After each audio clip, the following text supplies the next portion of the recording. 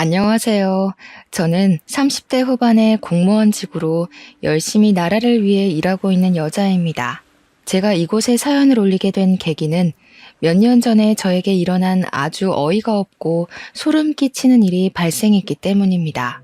정말 제 상상 밖의 일이 일어났던 터라 당시에는 이게 꿈인지 생시인지 구별이 가지 않을 정도였어요. 믿었던 사람에게 그렇게 큰 배신을 당할 줄은 정말 이래서 한 치 앞도 모르는 인생이라는 말이 있나 봅니다. 지금은 물론 남편이랑 아이랑 행복하게 오순도순 살고 있긴 하지만 아직도 몇 년 전 그 일을 생각만 하면 배가 다 당겨오는 듯한 경련이 일어난답니다. 어떤 일인지 궁금하시죠? 지금부터 제가 제 얼굴에 침 뱉기일지 모를 그 이야기를 시작해 보도록 하겠습니다. 시간을 거슬러 올라가 남편과 처음 만났던 그 시절부터 이야기를 해볼까 합니다. 저는 남편을 처음 만날 당시 공무원이 되기 위해 시험을 준비하고 있었던 수험생이었습니다. 독서실은 너무 답답해서 저와 잘 맞지 않았고 도서관 열람실을 매일같이 문 열 때 들어가서 문 닫을 때 나오곤 했습니다. 열람실 자리 싸움이 은근히 치열하거든요. 그래서 매일 아침 7시에 가서 자리를 맡아서 공부를 하고 있었죠. 제 자리가 볕이 은근히 비치는 자리라서 등도 따숩고 밝아서 그 주변이 인기가 많았어요. 남편은 제 옆 자리에 앉아서 항상 공부를 하고 있었습니다. 원래 공부하는 애들의 규칙 같은 게 있거든요. 자기가 앉던 자리에 앉아서 공부를 해야지만 집중도 잘 되고 문제도 술술 잘 풀리는 그런 하찮은 징크스요. 그날 원하는 자리에 앉지 못하면 은근히 공부가 안 되고 신경 쓰이고 해서 하루를 망치곤 하거든요. 매일 아침 7시에 가서 문 열자마자 그 자리를 차지하고 공부를 하는 자리에 집착적인 사람은 물론 저와 남편밖에 없긴 했습니다. 그러다 보니까 서로에게 조금 안면이 있고 눈길이 가게 되었달까요? 관심이 생겼다는 건 아니고 그런 거 있잖아요. 자연스럽게 오늘도 왔네, 내일도 오려나 하는 그런 정도요. 그때는 둘 다 미친 듯이 공부를 할 때라 서로에게 말을 걸거나 궁금할 것도 없긴 했어요. 당장의 합격이 가장 중요한 일이었으니까요. 가끔 화장실에 갈 때나 음료를 뽑아 먹으러 움직일 때마다 남편의 자리를 힐끗 보면 공부 중인 책들이 질비해 있었는데요. 자연스럽게 남편이 변리사 시험을 준비하고 있다는 사실을 알게 되었어요. 변리사 시험은 웬만한 머리로 합격하기 힘들다는 이야기를 익히 들어 알고 있었기에 참 똑똑한 사람인가 보다 하고 말았죠. 제 시험이 코앞에 있는데 제가 남의 인생에 궁금해할 시간이 있었을까요? 아무튼 소위 말하는 코피 쏟을 정도로 빡세게 열심히 공부를 하고 있었던 어느 날 정말로 제가 코피를 쏟고 말았습니다. 제가 놀래서 정숙해야 하는 도서관에서 하고 소리를 내고 말았던 거죠. 제 소리에 놀란 남편이 저를 쓱 봤는데 제가 진짜 책에 뚝뚝 떨어질 정도로 코피를 흘리고 있으니까 자기도 깜짝 놀란 거예요. 자기도 모르게 헐 이러는 바람에 다른 자리에 앉아있던 사람들까지 인상 쓰면서 저희 다 쳐다보고 놀래서 저도 죄송하다고 사과드리고 그러고 나서 열람실 밖으로 뛰어나왔죠. 코피가 멈추질 않아서 막 휴지 뭉텅이로 틀어막고는 하늘을 보고 병원을 찾아가야 하나 하고 있었습니다. 그런데 뒤에서 누가 고개 젖히지 말고 숙이세요 하더라고요. 보니까 남편이 쫓아 나왔더라고요. 코피로 흠뻑 젖은 제 휴지를 가져가더니 새로운 휴지 뭉텅이를 주면서 코를 꽉 누르더라고요. 순간 아파서 인상을 쓰긴 했지만 그러고 조금 뒤에 코피가 멎어서 와 대박이다 하고 있었습니다. 뜻밖의 친절함을 만나서 가슴이 조금 두근거리기도 했던 것 같아요. 저한테 공부를 열심히 하시더니 코피까지 쏟는다면서 자기는 아무리 노력해도 코피는 안 나더라고 막 너털웃음을 짓더라고요. 순간 주변 공기까지 얼어붙는 듯한 어색함이 흘렀지만 제 코피를 닦아준 게 너무 고마워서 감사합니다 하고 인사를 했죠. 근데 제 코피를 닦다가 묻은 건지 뭔지 옷소매에 코피가 묻었더라고요. 피라서 잘 지워지지도 않을 텐데 너무 미안했죠. 제가 되게 조심스럽게 소매에 제 코피가 묻은 것 같다고 이야기를 하니까 아, 이거 아끼는 옷인데 하면서 옷을 살펴보더라고요. 아끼는 옷 같아 보이긴 했어요. 어쩐지 매일같이 그 옷만 입고 오더라니까요. 제가 멀뚱히 있을 수는 없어서 세탁비를 드리겠다고 말을 걸었더니 곰곰이 생각을 해보더니 그러지 말고 밥이나 한 끼 사달라고 하더라고요. 가난한 변리사 수험생이라면서 저한테 공무원 시험 준비하시나 봐요? 얼마 안 남았죠? 하면서 넉살 좋게 굴었어요.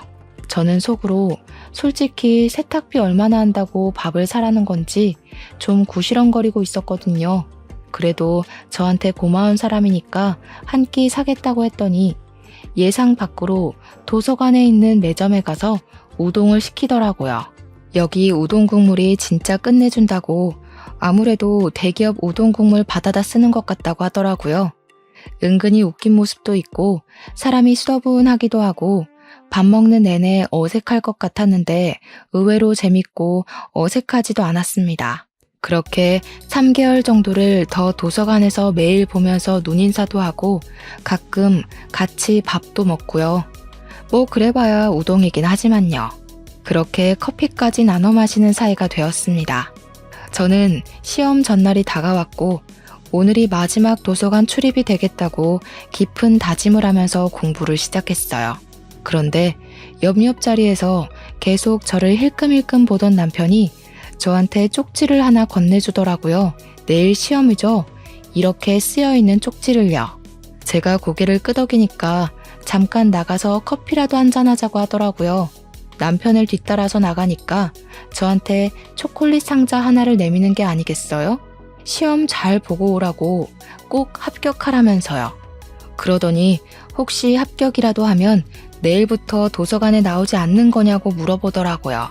2차는 면접이라서 굳이 나올 필요 없을 것 같다고 이야기하니까 번호를 좀 알려달라고 했습니다.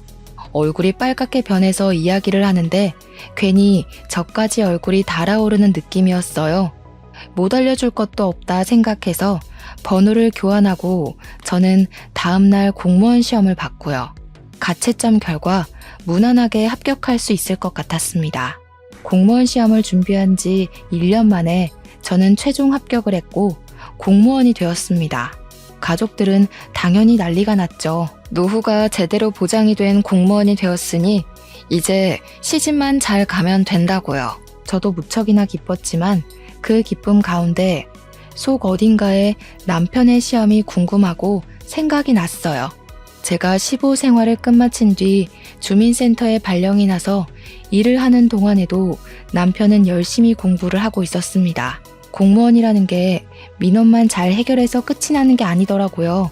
정말 일이 너무 나빠서 정신이 없을 정도였습니다. 이 일을 어떻게 한 사람이 다 했을까 싶기도 했고요.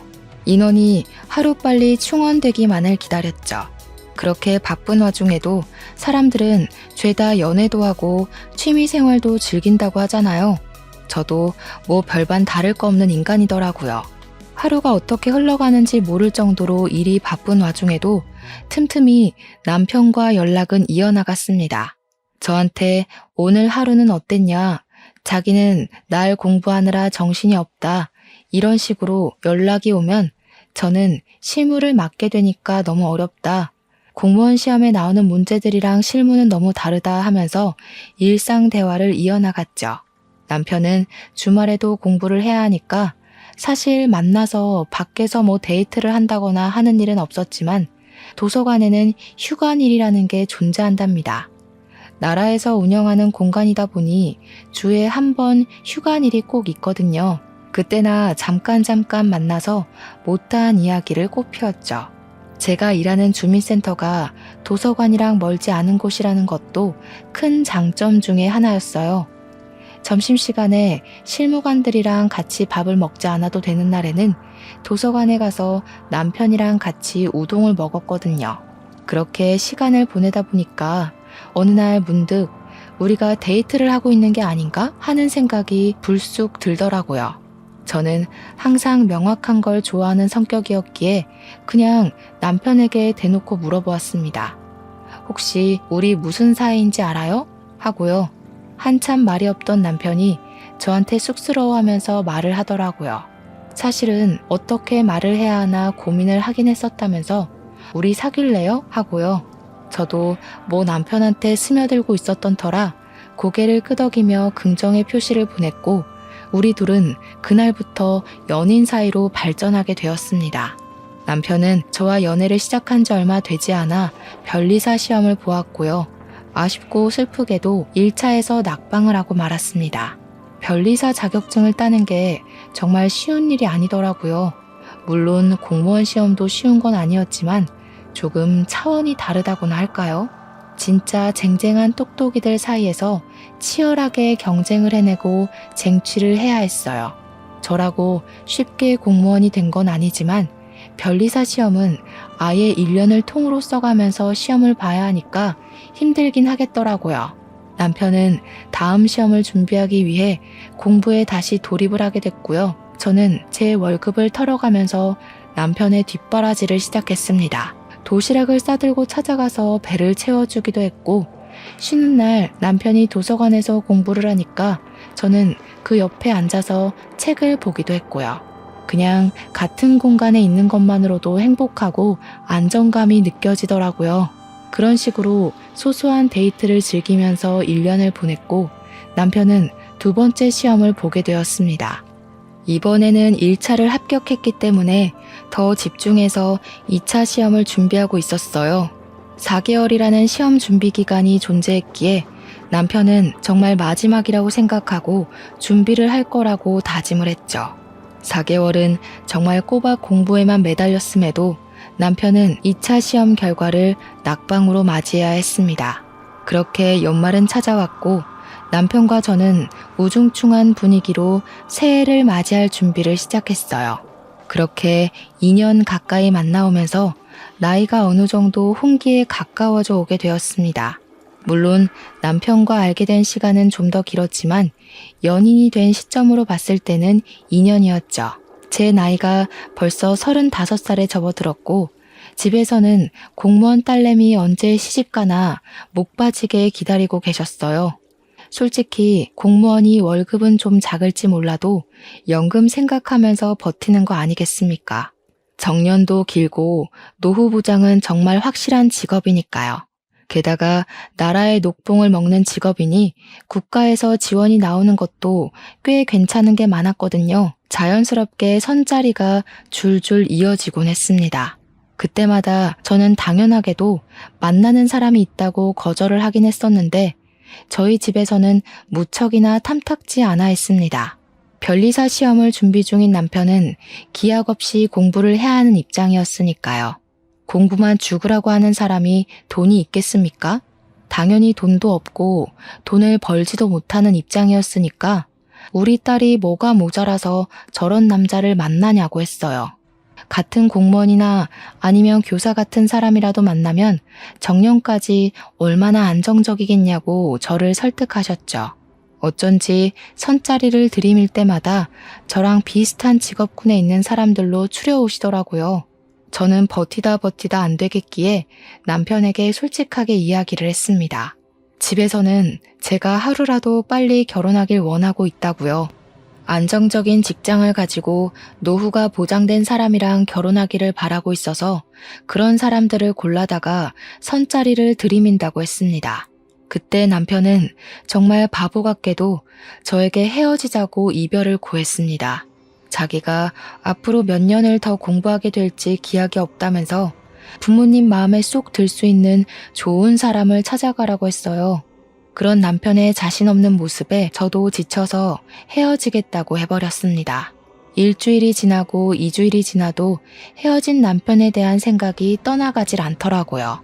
밥은 먹고 있나 공부는 하고 있나 하면서요. 결국은 참지 못하고 도서관 앞으로 찾아가서 결심을 하고 열람실에 들어갔는데 남편이 없더라고요.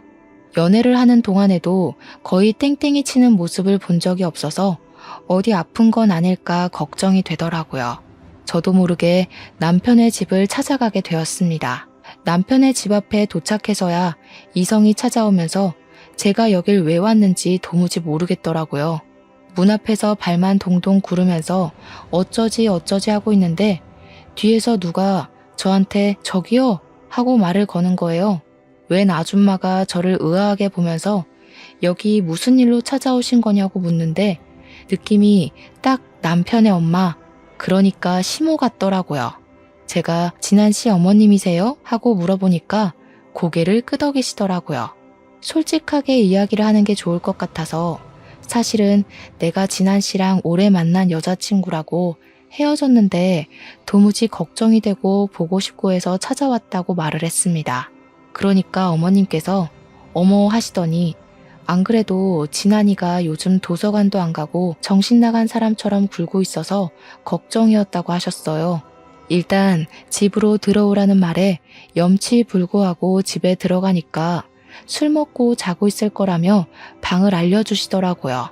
연애하는 와중에도 남편이 술을 마시는 걸 단 한 번도 본 적이 없었는데 술을 먹고 뻗었다고 하니까 걱정이 되면서도 한편으로는 열이 받더라고요.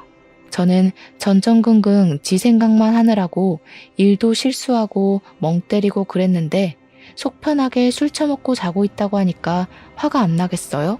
방에서 자고 있을 거라고 하셨으니까 방문을 벌컥 열었는데 술 냄새가 진짜 온통 진동을 하는 겁니다. 순간 공부를 하고 있어도 모자랄 시간에 이게 뭘 하고 있는 건가 싶어서 남편의 등짝을 짝소리 나게 때렸어요. 아팠는지 비몽사몽한 목소리로 엄마 왜 때려 하는데 어이가 없어서 내가 네 엄마로 보이니? 한마디 해줬어요. 그러니까 제 목소리에 놀라서 눈을 번쩍 뜨더라고요. 떨리는 목소리로 눈을 비비면서 여긴 어떻게 왔어? 하고 물어보는데 저도 울컥했어요. 네가 걱정돼서 왔다고 도서관에 얼굴 보러 갔더니 없더라고. 근데 술을 처먹고 자고 있냐고 한 소리 했죠.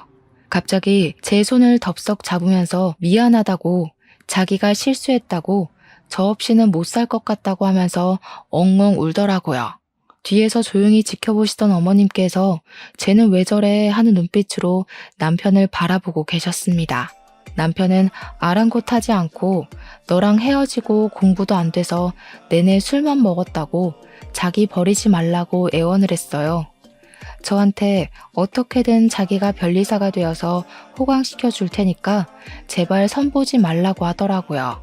가만히 듣고 계시던 어머님께서 저를 뚫어지게 쳐다보시면서 아가씨, 선 봐요? 하시더라고요. 그래서 아니라고 제가 보겠다고 한 건 아닌데 집에서 자꾸 닥달을 하신다고 이야기를 했죠. 어머님께서 한숨을 푹 쉬시면서 자기가 다 미안하다고 하셨어요. 우리 아들이 참 똑똑했어. 공부도 엄청 잘했고 대학도 내노라 하는 유명한 학교를 나왔고 근데 대기업에 떡하니 취업해놓고 회사 생활 몇 년 하더니 도저히 안 되겠대. 직장 스트레스 견디지 못하겠다고 질질 짜더라고. 그래서 내가 지원해 줄 테니까 공부를 더 해보라고 했어요. 우리 아들이 공부 하나는 기가 막히게 잘했으니까 잘할 거라고 생각했는데 이렇게 2년이나 보낼 줄은 몰랐어. 원래 변리사 시험이 한 번에 되기 힘든 거 알고 있어요. 전 이해하고 기다릴 수 있어요. 무작정 기다리라고만 할 수도 없고. 아가씨네 집에서 물론 우리 아들이 부족해 보이겠지. 그렇겠지만 우리 아들이랑 결혼을 할 생각은 없어? 갑자기 결혼을 이야기하시는 바람에 저는 놀라서 눈을 동그랗게 떴습니다. 아주 잠시 고민을 하다가 솔직히 털어놨어요. 현실적으로 무지개 공부하는 남편을 두고 당장 제 월급만 가지고 생활하기가 쉽지 않을 거라고요.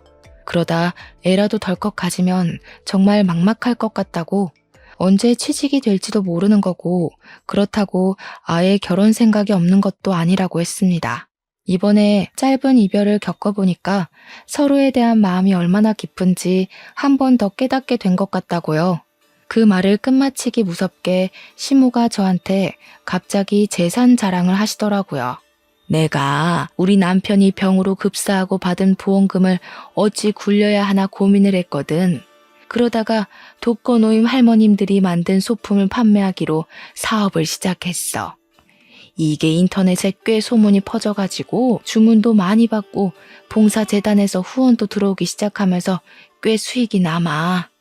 좋은 마음으로 시작해서 그런 건지 다 내 돈복으로 돌아오더라. 우리 아들이 시험에 합격할 때까지 내가 부족한 부분은 채워줄게. 그러니까 우리 아들이랑 결혼해서 살아주면 안 될까?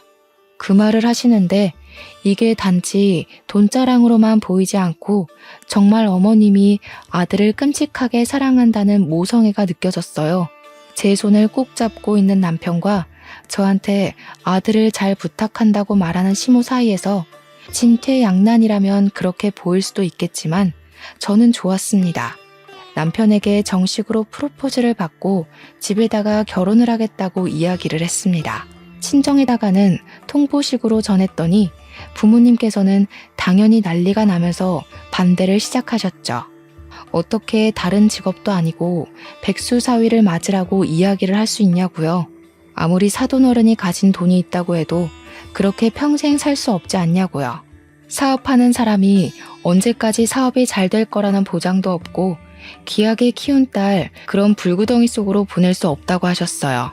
죽어도 안 된다고 머리까지 싸매고 반대를 시작하셨고 우리 남편은 문전박대를 당하기 일쑤였으며 소금을 맞기도 했습니다.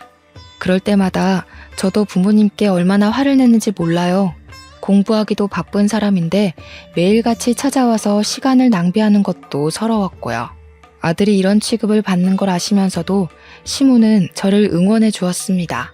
우리 아들이 죽고 못 산다는데 조금만 버텨달라고요. 제가 다 얼굴이 화끈거리고 죄송해서 할 말이 없었죠. 그렇게 한 달을 꼬박 매일같이 찾아와서 갖은 모욕을 당하면서도 제가 없으면 죽어도 안 된다는 남편에게 우리 엄마가 먼저 함락당하셨습니다.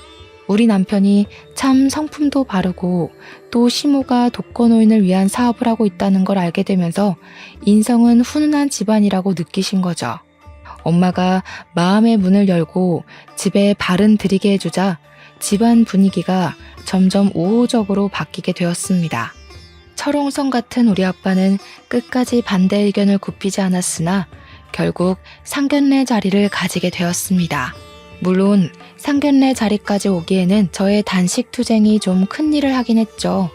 결혼 허락을 해주지 않으면 집에 발도 들이밀지 않겠다. 내가 손주를 두루두루 낳고 살 때 아빠는 외롭게 살아갈 거라고 항쟁한 결과였습니다. 상견례 자리에서 시모는 고개를 연신 숙여가며 모자란 아들을 받아주셔서 정말 감사드린다고 인사를 하셨어요. 귀한 딸을 며느리로 맞이할 수 있게 허락을 해주셔서 감사하다고요. 시모가 저자세로 나오면서 저를 아낌없이 사랑해주겠다고 말을 하자 우리 엄마도 몸둘 바를 몰라 하셨습니다. 아빠는 여전히 노기가 가라앉지 않아 심기 불편해 하셨지만요. 그래도 시모가 시집살이 같은 거 절대 시키지 않을 거라고 애들 살림에 관심 갖지 않을 거고 매달 일정 금액도 지원해 주겠다고 하셨어요. 집도 원한다면 본인 이름으로 대출을 받아서 해줄 거라고 하니 그제야 아빠의 화가 점점 가라앉았죠. 세상에 어느 부모가 자기 딸을 귀하게 대접해 주겠다고 연신 굽신거리는데 싫은 사람이 어디 있겠습니까? 결국엔 다들 웃는 얼굴로 상견례 자리를 마치게 되었고 자연스럽게 결혼식 날을 잡게 되었습니다. 제 친구들이며 공무원 동료들은 백수랑 결혼한다는 사실에 무척이나 놀라워했습니다. 누구보다 안정적인 노후를 위해 달려온 저의 파격적인 행보에 얼마나 사랑하면 저럴 수 있을까 싶었던 거였겠죠. 사랑으로 감싸 안을 수 있다는 사실은 정말 변하지 않았습니다. 저는 남편과 결혼을 했고 신혼여행은 나중에 남편이 변리사 시험에 합격하고 나면 가자고 약속을 걸었습니다. 지금은 무엇보다 합격이 제일 중요했고 공부를 해야 할 시기였으니까요. 변리사 1차 원서 접수가 시작이 되었고 남편은 매일 밤 10시까지 도서관에서 공부를 하고 집으로 돌아와 또 공부를 했습니다. 저는 출근을 해야 했기에 패턴이 남편과 맞지 않았고 혼자 자야 하는 날이 늘어났지만 그래도 좋았습니다. 남편이랑 한 공간에 있다는 사실 자체가 안정이 되는 일이더라고요. 주말에 가끔 외출도 하고 맛있는 것도 사 먹으면서 소소한 데이트를 즐기며 살았는데 아무리 그래도 수험생이니까 매번 나가 놀 수는 없지 않겠습니까? 가고 싶은 맛집이나 예쁜 카페들도 리스트만 쭉 세워놓고 남편에게 가자는 말은 못하고 고민만 하고 있었죠. 우리 부모님한테 가자고 이야기를 하면 아빠가 뻔히 그런 남편 만나니까 데이트도 못하고 고생하는 거 아냐? 라고 할 게 뻔했거든요. 어쩔 수 없이 시무한테 혹시 어머님 저랑 데이트나 한번 하실래요? 하고 연락을 드렸죠. 그랬더니 시모가 처음에는 뭘 그런 아기자기한 곳을 자기랑 가냐며 피하시다가 남편이 공부 중이기도 하고 제가 다른 남자랑 갈 수는 없잖아요 하니까 가자고 하시더라고요. 한 번, 두 번 그렇게 저랑 맛집에 줄을 서서 밥을 먹기도 하고 예쁜 카페에 가서 서로 사진도 찍고 하면서 시간을 보내니 즐거우셨나 봐요. 맨날 집에서 일만 하시다가 젊은이들 가는 공간에 같이 가서 바람 쐬고 하니까 좋으신 거죠. 어느 날부터는 먼저 연락이 와서 파주에 엄청 맛있는 유부 우동집이 있다던데 한번 가보자 하면서 저를 끌고 다니셨어요. 그래서 남편보다 시무랑 훨씬 더 즐거운 추억을 만들게 되었죠. 항상 시무는 저에게 네가 우리 집안의 복덩어리다. 내가 우리 며느리 덕에 노후가 행복하다 하시면서 저를 축혀 세워주셨습니다. 다 늙어서 이렇게 맛집이라는 곳에 가서 줄 서서 밥도 먹어보고 젊은 애들이 가는 아기자기한 카페에 와서 수다를 떨고 여유를 즐기게 될 줄 몰랐다고 하시더라고요. 어머님이 자기 젊었을 때 이런 곳이 없었던 것도 있지만 시부가 이런 데에 데리고 올 생각도 안 했다고 하셨어요. 결혼 생활 내내 집에서 살림하고 밥 차리고 한 기억밖에 없다면서 즐거운 추억이 없었다고 하시더라고요. 건설업에 종사하셨던 시부는 맨날 영업을 뛰러 다녔기에 허구한 날 술만 먹고 들어오셨대요. 술이 해독이 되기도 전에 또 마시고를 반복하다가 결국에는 간이 급격하게 나빠지면서 급사를 하게 되었다고 하더라고요. 아이를 하나 가지게 된 것도 정말 우연치 않게 생긴 거라고 하시면서 같이 잠자리를 드는 날이 거의 없었다고 하셨습니다.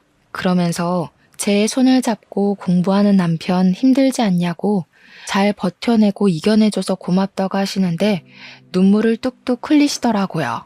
어디서 이런 똑부러진 아이를 며느리로 맞이할 수 있겠냐면서 복덩이다 우리 복덩이 하셨습니다. 저는 어머님이 잘 봐주신 덕이라고 앞으로 효도할 수 있게 노력할 거라고 남편도 시험에 꼭 붙을 거라고 했습니다. 이번 시험에도 남편은 1차 시험에 당당하게 합격을 했고 2차 시험을 준비하느라 정신없었죠. 그러던 와중에 남편이 고시원에 들어가서 아예 먹고 자는 시간 이외에 공부에만 집중을 하고 싶다고 이야기를 했어요. 저는 남편을 믿었기에 허락을 해주었고 응원도 해주었습니다. 주민센터에 일이 익숙해진 저는 삶의 여유를 더 만끽할 수 있게 되었고요. 주말에는 시모랑 데이트를 하고 가끔은 친정에 놀러가서 즐거운 신혼생활 이야기도 털어놓고요. 남편은 고시원 생활을 하는 와중에도 틈틈이 공부 중인 사진도 찍어서 보내주기도 했고 밥 먹는 사진을 올려주기도 했습니다. 떨어져서 지내야 하니 서운한 마음도 들긴 했지만 저는 남편의 공부를 열심히 응원했습니다. 그러던 어느 날 TV 프로그램에서 어머님의 사업을 취재하러 나온 거예요. 그동안 독거노인을 위한 프로젝트를 진행하면서 소문은 꽤 있었지만 제대로 빛을 발한 순간은 없었거든요. 방송에서 정말 꼼꼼하게 취재를 했고 폭발적인 반응이 일어나게 되었습니다. 저렇게 대단한 일을 하는 업체도 있구나 하면서 사람들이 관심도 가져주고 기사도 많이 쏟아지고 각종 매체에서 어머님의 인터뷰를 따내려고 노력했죠. 어머님은 순식간에 유명인사가 되었고요. 사업은 이전과 비교할 수 없을 정도로 엄청나게 성장하게 되었습니다. 남편은 2차 시험을 무사히 치렀고 그렇게 또 한 해가 저물어가게 되었습니다. 남편은 변리사 시험을 본 지 4번째 만에 드디어 합격이라는 것을 하게 되었습니다. 정말 세상을 다 가진 기분이 들었다니까요. 어머님 사업은 잘 되지 남편은 변리사가 되었지. 남편은 저에게 이제 우리 고생 끝난 거나 다름없다고 행복길만 열렸다면서 저를 업고 아파트 단지 한 바퀴를 돌겠다고 난리를 쳤어요. 우리 시모는 그런 남편을 보면서 주책이다 주책이야 하면서도 우리 남편 고생했다고 토닥여 주었죠. 친정에서도 드디어 변리사 사위 얻었다면서 축하 파티를 열어주셨습니다. 그렇게 당당하게 자격증을 따고 그동안 쌓아두었던 경력들이 빛을 발할 시간이었습니다. 좋은 대학을 졸업한 것도 대기업에서 일을 했었던 경력들까지 한데 모이니 인정이 되더라고요. 우리 남편은 시청에 있는 꽤 유명하고 큰 변리사 사무실에 취직을 하게 되었고 초봉치고는 꽤 많은 돈을 벌어오기 시작했습니다.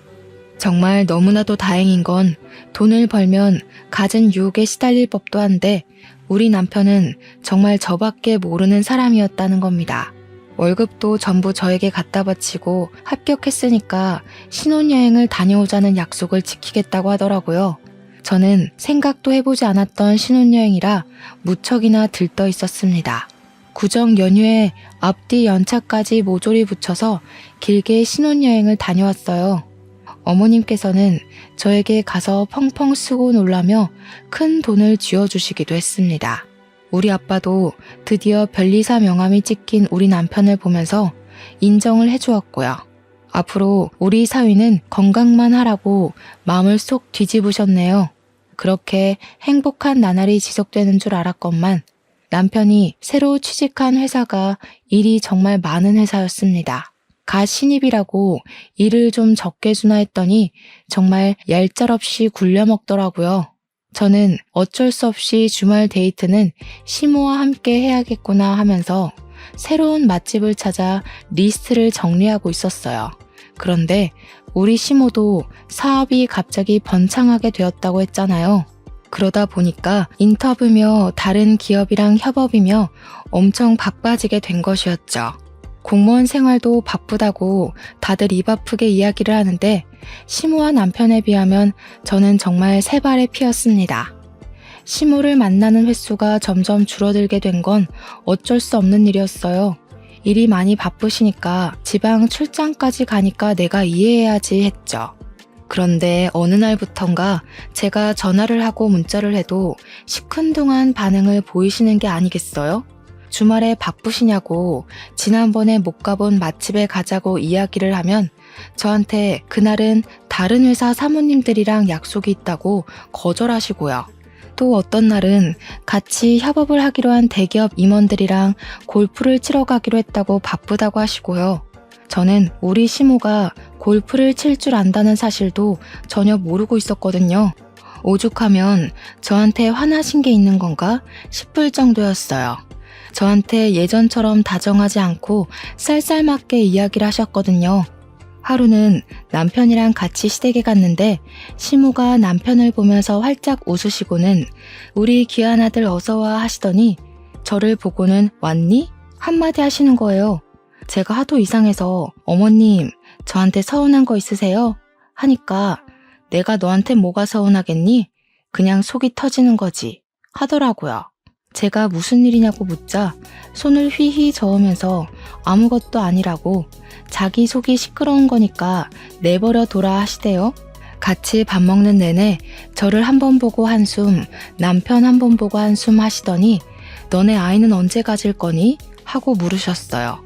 남편이 이제 슬슬 준비해 보려고 한다고 대답하자 어머님께서 굳이 애를 꼭 낳아야겠니? 하시더라고요. 제가 아무 소리 안 하고 있다가 어머님 손주 보고 싶다고 하셨잖아요. 하니까 저를 쓱 보시더라고요. 아니 뭐 너네가 언제까지 같이 살지도 모르는 거고. 순간 제가 이게 무슨 소리인가 싶어서 아무 말도 못하고 있는데 남편이 엄마 그게 무슨 소리야? 하면서 짜증을 확 냈어요. 그러니까 시모가 움찔하면서 아니 뭐 사람 이름 모르는 거 아니냐고 말이 그렇다는 거지 하시대요. 저는 너무 충격이었죠. 갑자기 어머님이 저한테 왜 저러나 싶고요. 그렇게 2달이라는 시간이 흐르는 동안 어머님은 대놓고 제 연락을 피하기 시작하셨어요. 가끔 연락이 닿거나 어머님께서 전할 말이 있어 전화를 하실 때도 꼭 끝에는 아이를 갖지 말라고 몇 번이나 말을 하셨죠. 저도 슬슬 기분이 나빠지더라고요. 언제는 간이고 쓸개고 다 빼줄 것처럼 하더니 애도 싫다 저도 싫다 하시니까요. 저는 딱히 잘못한 것도 없는데 갑자기 내쳐지는 기분이 들어서 빈정상했죠. 그러던 어느 날 어머님께서 갑자기 저한테 만나자고 하시더라고요. 알겠다고 언제가 좋겠냐고 물어보면서 말을 했죠. 어머님, 지난번에 가려고 했다가 못 갔던 시장에 있는 맛집 가실래요? 하니까 저한테 무슨 시장에서 보자고 하냐며 넌더리를 치시는 거예요.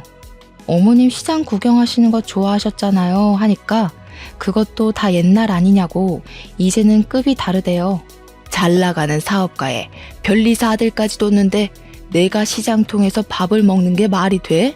언제는 1,000원짜리 핫바도 맛있게 나눠 먹었는데 저러니까 진짜 이상하더라고요. 방송을 탄 이후에 몇 개월을 회장 사모며 무슨 기업 임원들이며 하는 사람들이랑 어울리고 다니시더니 아무래도 그쪽에 물이 든 것 같았습니다. 저한테 주소를 보내주시면서 무슨 명품 매장 안에 있는 카페로 오라고 하시더라고요. 저는 명품 가방 파는 매장에서 카페까지 운영을 하는지 처음 알았습니다. 무려 집에서 40분이나 떨어져 있는 압구정동까지 오라고 하길래 멀리 떨어진 곳으로 부르는 시무가 영 이해가 안 됐습니다. 그래도 그쪽으로 나오라고 통보를 하셨으니까 어쩔 수 없이 갔죠. 장소에 도착을 하고 나니까 시무가 이미 이전에 약속이 있으셨나 보더라고요. 진주 목걸이를 치렁치렁하게 늘어뜨린 사모님처럼 보이는 여자랑 커피를 마시고 계셨습니다. 제가 어머님하고 부르니까 휙 돌아보면서 왔니? 한마디 하셨어요. 이 자리에 앉아도 되나 고민하고 있는데 그 사모님처럼 보이시는 분이 저를 보고 이분이 며느님? 하시더라고요. 근데 어머님이 맞아요 하는데 그 표정이 뭔가 상당히 이질적으로 느껴졌어요.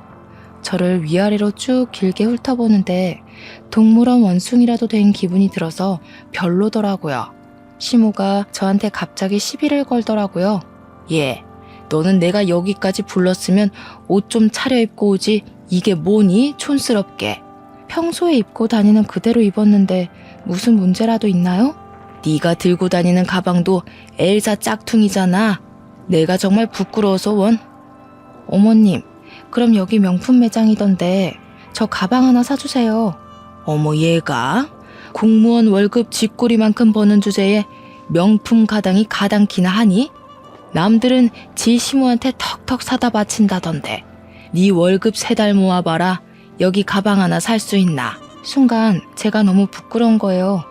진주 목걸이를 한 사모가 그 사이에 일어나서는 먼저 가본다고 인사를 하는데 우리 시모가 벌떡 일어나서 고개를 숙이더라고요. 사모님, 다음에 뵙고 다시 이야기 나누자고 굽신거리면서 제가 잘 타이를게요 하는데 이게 뭐지 싶었어요. 그 사모님이 가시고 나서야 여기까지 무슨 일로 부르신 거냐고 물어보니까 시모가 저를 빤히 보더니 충격적인 이야기를 하시더라고요. 예, 내가 너 미워서 하는 소리 아니다. 우리 아들이 변리사가 되고 곧 억대 연봉을 받을 예정인데 한 달에 겨우 200만 원 버는 너랑은 급이 안 맞지 않겠니? 나도 사업이 잘 풀리고 나니까 내놓으라 하는 기업들 사모님한테서 이런저런 이야기를 듣게 되더라. 방금 나가신 사모님이 A기업 사모님인데 그 딸이 이혼해서 혼자라고 하더라고. 저는 시무가 무슨 이야기를 하는지 전혀 감이 오지 않아서 그냥 듣고 있었어요. 우리 아들이 변리사라고 하니까 마음에 든다고 하시면서 결혼했냐고 묻대. 하긴 했다고. 근데 언제 헤어질지는 모른다고 했지. 어머님, 그게 지금 무슨 소리세요? 자기 딸도 돌싱이라면서 애만 없으면 이혼시키고 재혼시키는 게 어떻겠냐고 하시더라. 집안도 빵빵하고 딸이 음악을 했는데 음대에서 교수하고 있대. 너랑은 완전히 급이 다르지 않니? 그래서 지금 저보고 이혼이라도 하라는 말씀이세요? 공무원 시험 한 번에 합격했다더니 말귀를 잘 알아듣는 건 아주 좋아. 우리 아들 좀 놔주라. 우리 아들 재혼하면 더 잘 나갈 수 있는데 내가 마음이 급해서 너무 섣부르게 결혼을 시켰어.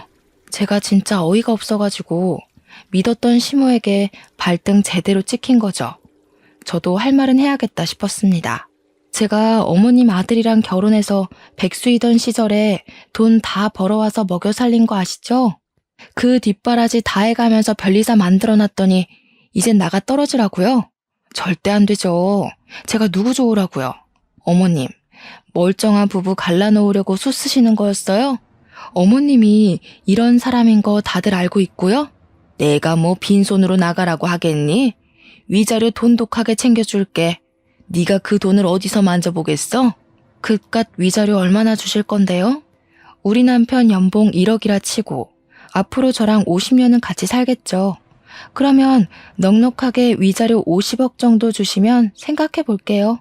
얘가 정신 나간 거야? 50억이 네 집 개 이름이니? 어머님이 지금 저한테 하시는 말이 개소리인 건 알겠네요. 그리고 벌떡 일어났습니다. 저한테 뭐라고? 하면서 소리를 질렀지만 저는 가방 들고 그 매장을 나와버렸어요. 나와서 서러운 마음에 남편에게 전화를 걸었더니 오늘 일찍 퇴근하겠다고 하더라고요. 남편이 집에 오자마자 붙잡고 어머님이 당신이랑 이혼하라고 했다고 어느 기업 사모님이 당신이 마음에 든대 하면서 하나하나 고자질을 했죠. 그 집에 이혼한 딸이 있으니까 나랑 헤어지고 제가 하면 된다는데 어떻게 생각해? 그 말이 끝나기 무섭게 남편 얼굴이 창백해지더라고요.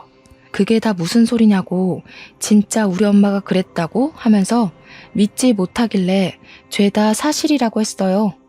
내가 지금 이런 소리를 들으면서 살아야겠냐고 하니까 남편이 바로 시모한테 전화를 걸더라고요.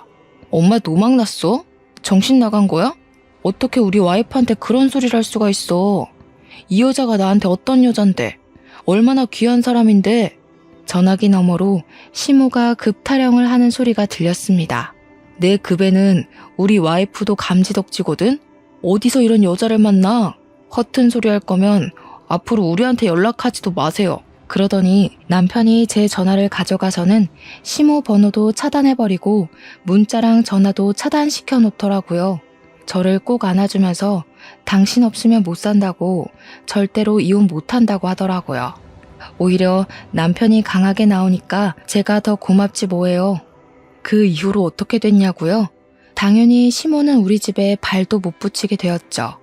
남편에게 연락해도 받지 않았고 제 연락처에는 죄다 차단이 되어 있었으니까요. 그 난리가 난 날 저희에게는 새 생명이 찾아와서 저는 10달을 꼬박 품고 포동포동 귀여운 아들을 출산했습니다. 제가 임신한 걸 어떻게 알았는지 시모가 열받아서 남편 회사에 찾아가서 이혼하라니까 무슨 애를 낳고 있냐고 난리를 쳤대요. 당연히 그 난리친 이후로 우리 아이 한 번도 못 보고 지금까지 사는 중이랍니다. 우리 시모 사업은 방송 탄 이후로 아주 잠깐 반짝했다가 지금은 다시 시들시들해져서 이전으로 돌아갔어요. 회장 사모님들이며 임원들이며 단물 다 빠진 시모한테 골프는커녕 전화도 안 하는 것 같더라고요. 이게 다 인과응보 아니겠어요? 그렇게 급타령하면서 잘난 척하더니 지금은 외롭게 손주 얼굴도 모른 채 살아가고 있으니까요. 남편은 견고하게 저를 지켜주고 있어요. 저도 여전히 공무원으로서 열심히 하루하루를 잘 살아가고 있답니다. 이래서 마음을 곱게 쓰고 살아야 하나 봐요. 여러분들도 인과응보를 꼭 마음에 새기면서 사시길 바랍니다. 길었던 제 사연 들어주셔서 정말로 감사합니다.